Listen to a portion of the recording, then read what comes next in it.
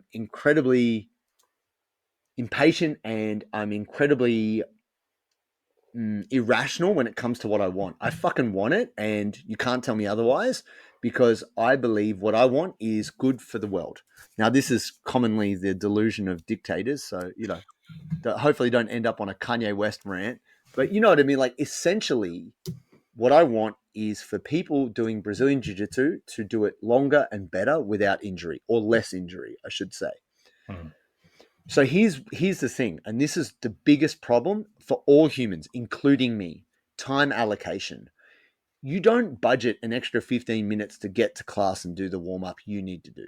You don't budget 15 minutes at the end of class for you to do the warm down and stretch you need to do, right? I mean, you're probably going to waste that 15 minutes anyway, just chatting shit like, oh, did you hear what so and so said about so and so and fucking Craig Jones and blah, blah, blah. Like, yeah, but you're not stretching, right? It's a lack of mindfulness. Now, this is the thing that I've been dealing with my whole career as a personal trainer, is trying to get people to adopt new habits. Here's the thing.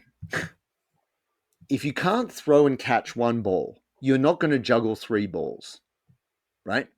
But everyone's like, yo, I'm going to quit smoking. I'm going to go on a diet.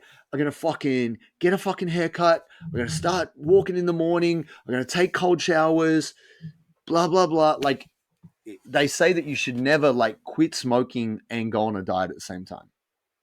Because yes, there is actually a cap to your willpower and your attention.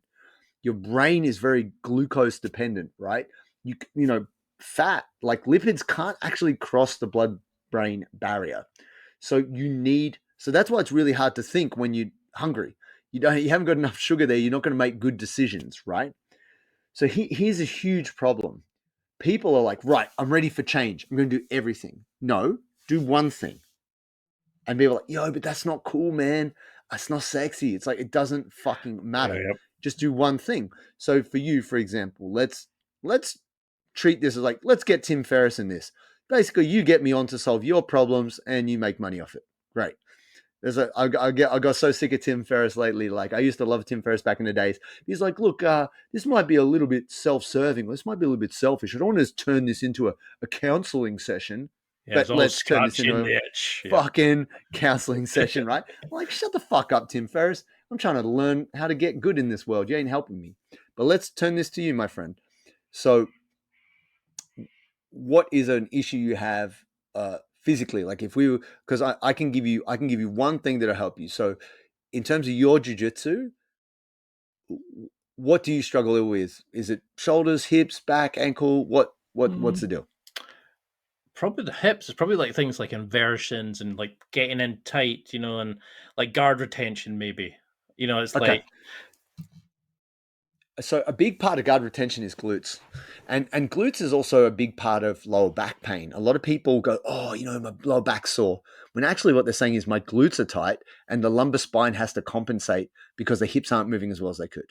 So a really good way that you could start, which is super easy, is elevated pigeon.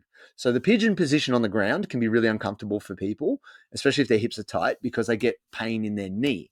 Whereas with the elevated pigeon, you put your leg up on an elevated surface, where it be a chair, a box, a couch, and you still put your leg in that roughly 90-degree position, but it's much more manageable, whether you're a big or a small person.